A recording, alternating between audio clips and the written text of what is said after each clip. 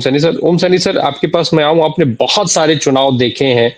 जिस तरीके की परिस्थिति बनी है, तेजस्वी यादव कह रहे हैं कि जो कार्यकर्ता हैं, जो लोग हैं, जो चुनाव में लगे हुए हैं, वो इलेक्शन की जगह पर जाएँ, मतगणना स्थल पर जाएँ, तो वो अपने साथ में माला, मिठाई और उसके साथ लाठी लेकर के जाएँ।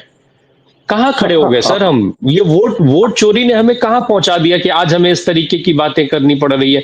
मतगणना स्थल जब मतगणना होती थी सर, आपने इतने इलेक्शन देखे हैं, मैं भी जब से देख रहा हूँ इलेक्शन पिछले कम से कम 15 सालों से ठीक से एक 10 साल से तो 10, 11, 12 साल से तो पत्रकारिता के तौर पे ही पत्रकार के तौर पे मैं देख रहा हूँ। कई बार मैं इलेक्शन में मतगणना स्थल पे पूरे-पूरे दिन रहा हूँ, बाकायदा अंदर रहा हूँ। लेकिन कभी ये परिस्थिति नहीं आई कि कोई नेता ये कहे कि वहां पर लाठी लेकर के जाना। कहाँ खड़े हो गए हम? क्योंकि वहां तो हमेशा मिठाइयां बंटती थी, मालाएं पहनाई जाती थी जीत पर। अब लाठी की जरूरत पड़ गई है। राम प्रकाश जी, धन्यवाद। मैं जो सवाल आप पूछ रहे हैं, ये बड़ा आश्चर्यजनक क्यों लगता है। ये इंस्टीट्यूशन इतना इज्जत वाला था, विश्वास वाला था कि इससे कभी इस तरह के शक नहीं हुए कि चुनाव आयोग भी खरीदा जा सकता है या बेईमान हो सकता है। ये पिछले कुछ सालों का ही सिलसिला है जो चुनाव आयोग पर सीधा सीधा निशाना लगने लगा है। और उसकी वजह है कि जिस तरीके से चुनाव आयोग के का निर्माण किया जाता है, उस इंस्टीट्यूशन को बनाया जाता है, जिसमें से जनमानस का जो चेक था, जो संतुलन बनाए रखने के लिए जरूर था कि कौन लोग इसके जिम्मेवार होंगे, उन सबको रद्द करके और जो नया गठन किया है, वो तो बिल्कुल लगता है सत्ता के मुताबिक चलने वाला, और वो लगातार हम देख रहे हैं कि एक आश्चर्य की बात थी तब से ही।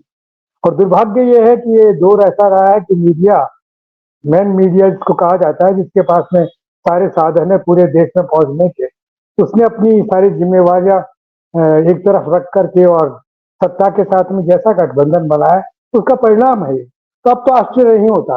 और जो कुछ तेजस्वी कह रहे हैं उसके पीछे सच ये है कि जिस तरीके की चोरी की जाती है, वोट चोरी का जो सारा सिलसिला खुलासा किया है राहुल ने, उसको हम नजरअंदाज तो नहीं कर सकते। वो तो सत्य है, ऐसा सत्य है जो शायद पूरी दुनिया ने देखा है। और उसके बाद में भी अगर कोई हमारी डेमोक्रेसी पे इतराता हो तो मुझे आश्चर्य होगा। हमने तो डेमोक्रेसी का दूसरा ही स्वरूप देखा है, जिसका कॉन्स्टिट्यूशन में वर्णन है, और उस कॉन्स्टिट्यूशन को राहुल बार बार दिखाते हैं और सामान्य जन को भी याद कराना चाहते हैं कि सब चीजों से आजाद होकर के इसकी रक्षा करो, वरना तो उसके बाद में कुछ रहेगा नहीं। और यही वजह है कि बिहार में जिस तरीके का उबाल देखा था, ऐसा उबाल मतदाताओं में, ऐसा उत्साह पहली बार आपके लिए लोग, मतलब एक अरसे के बाद में सन 70 में मैंने देखा था कि गरीबी हटाओ के नाम पर किस तरीके से मिसेस गांधी के लिए सारे लोग आगे आ गए थे। और मैंने 77 में देखा था कि तानाशाही के खिलाफ किस तरीके से लोग एक पार्टी में इकट्ठा होकर के और अपनी बात कहने के लिए जमा हुए थे, वो भी देखा है। उसके बाद का चुनाव भी देखा है। लेकिन ऐसा शक नहीं होता था। हाँ, जब तक जो है कि आप बूथ लूट लिए, ये अलग बात होती थी, लेकिन वो जब ठप्पा लगाते थे उस वक्त की बात है। लेकिन ये सब सिलसिले और ये मशीन आने के बाद में ईवीएम को लेके जिससे बड़ी बड़ी किताबें लिख रही है भारतीय जनता पार्टी के प्रवक्ताओं ने और लेखकों ने, और बाद में खुद ही आज के प्रोटेक्टर बने हुए हैं और अलग किस्म से बने हुए हैं, ये अपने आप में बड़ा शर्मनाक दृश्य है। और अब जो बन रहा है, सच यही है कि आप जो कुछ आपके फेवर में या जो इकट्ठा हो गया है और जिसका खुलासा होना चाहिए, उसको अगर लूटने की चेष्टा की जाए तो आप यही करेंगे, क्योंकि आपकी विक्ट्री तो तय है, इसमें कोई शक नहीं। जिस तरीके से मतदान हुआ उसके अंदर, तो अगर उसमें उसको कोई छीनना चाहेगा तो उसके लिए एक संकेत है कि उसके लिए भी लोग तैयार हो गए हैं। और माला के साथ में लाठी लेकर जाने का जो तेजस्वी का जो बयान है, वो इसीलिए है। और ये दुर्भाग्य है हमारे हमारे जनतंत्र के, जो लोग इस वक्त जनतंत्र को निभाने का काम कर रहे हैं और बनाए रखने का काम कर रहे हैं, लेकिन दरअसल सत्ता उसको अपने तरीके से स्थापित करना चाहते हैं, उसका विरोध तो होगा और लगातार होता रहेगा। और यही वजह है कि तेजस्वी ने कहा कि आप ये करके जाइए, क्योंकि अभी तो बहुत सारे रास्ते हैं। अभी तो ये भी है कि अगर आप उस हैसियत में नहीं आए तो फिर राष्ट्रपति शासन लगाया जा सकता है, क्योंकि सत्ताधारी दल तो वहां पर भारतीय जनता पार्टी है। वो ये कह सकती है कि सब हम बनाएंगे, और फिर लोगों को खरीदने का एक फिल्म और है जो हमारे गृह मंत्री साहब ठीक से वाकिफ हैं इस बात से, और सुना है कि वो आपके 7 दिन तक तो पटना में ही बैठे रहेंगे और ये सब चीजें देखेंगे।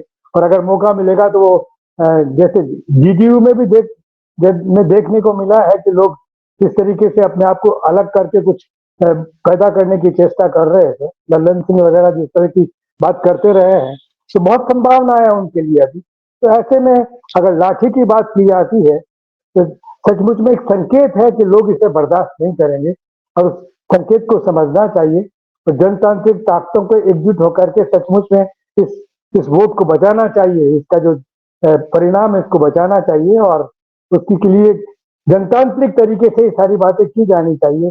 मैं नहीं कहता लाठी लेके जाइए, लेकिन ये संकेत है कि नाराजगी का स्वर कुछ ऐसा है जो कुछ भी कर सकता है, अराजकता अराजकता फैल सकती है। अब उससे बचने के लिए, उससे बचाए रखने के लिए और एक रास्ता दिखाया है। बाकी ये तो तय है कि जिस तरह का मतदान हुआ उसमें महागठबंधन के सामने एनडीए कहीं टिकता नहीं। जी, मेरा सवाल ये है सर कि इसके पहले जो चुनाव होते रहे, उसमें प्रधानमंत्री और होम मिनिस्टर जो गृह मंत्री रहे उनका क्या रोल रहता था? चाहे वो कोई भी सरकार रही हो, कांग्रेस से लेकर के बीपी सिंह चंद्रशेखर होते हुए, अगर चुनाव के दौरान हुए, तो क्या रोल रहता था? कितनी रैलीज़ ये लोग करते थे? किस तरीके के भाषण देते थे? ज़रा मैं 1-2 मिनट में इसको समझना चाहता हूँ अपने दर्शकों के लिए कि क्या रोल वो प्ले करते थे? क्या बदला है आज नरेंद्र मोदी और अमित शाह के दौरान? एक एक दृश्य आप देखिए, जब पंडित नेहरू इस देश के प्रधानमंत्री होते थे तो समाचारी को लेकर के कुछ सवाल उठे, और वो सवाल उठाने वाले राहुल के दादा थे लोकसभा के अंदर। और नतीजा ये हुआ कि उसके तत्काल उनको त्याग पत्र देना पड़ा। पहले जब भी ये अब त्याग पत्र दे देना चाहिए जो कहा जाता है, इसको कोई अब चर्चा ही नहीं करता। ये मॉरलिटी हुआ करते थे कि जब आपके बारे में इस तरीके की बात कही जा रही है, ऐसे सबूत मौजूद है, तो आप बैठे कैसे हैं वहां पर?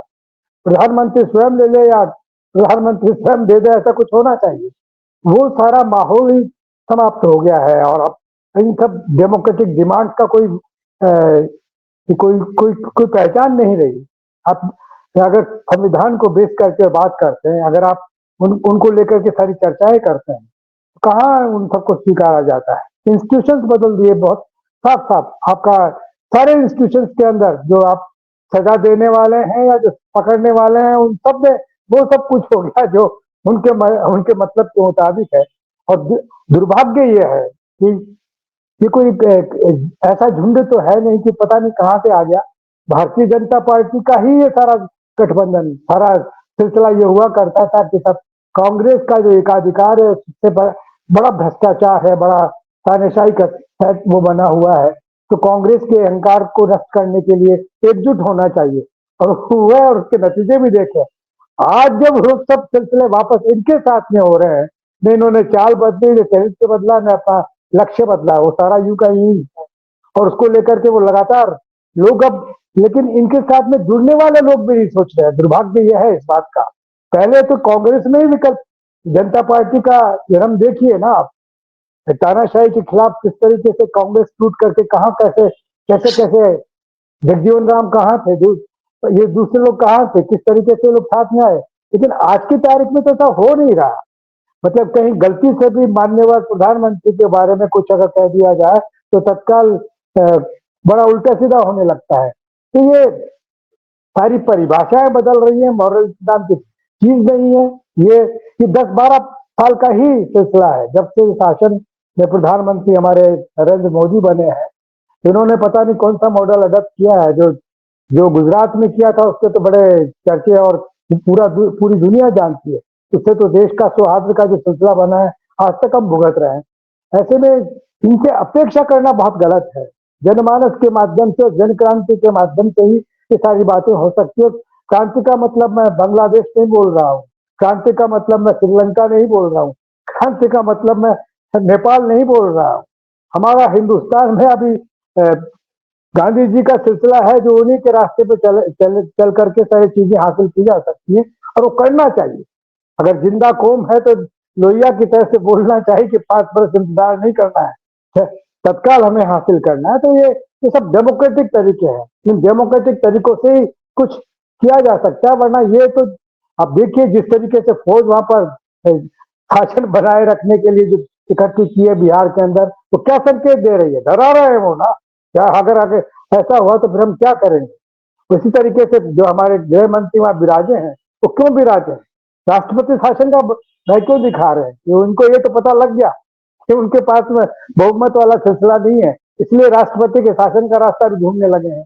वहीं बैठ करके सारी चर्चाएं कर रहे हैं, कैमरे ढकते हैं, ये सारे कारण इस तरीके से चेष्टा कर रहे हैं। तो ये हम ये मैं जिस जमाने का हूँ, या मैंने जो डेमोक्रेसी देखी है, या मैंने जो डेमोक्रेसी 10 वर्ष पहले तक जी है, वैसी डेमोक्रेसी तो अब नजर नहीं आ रही। आश्चर्य हो रहा है इस बात में। जी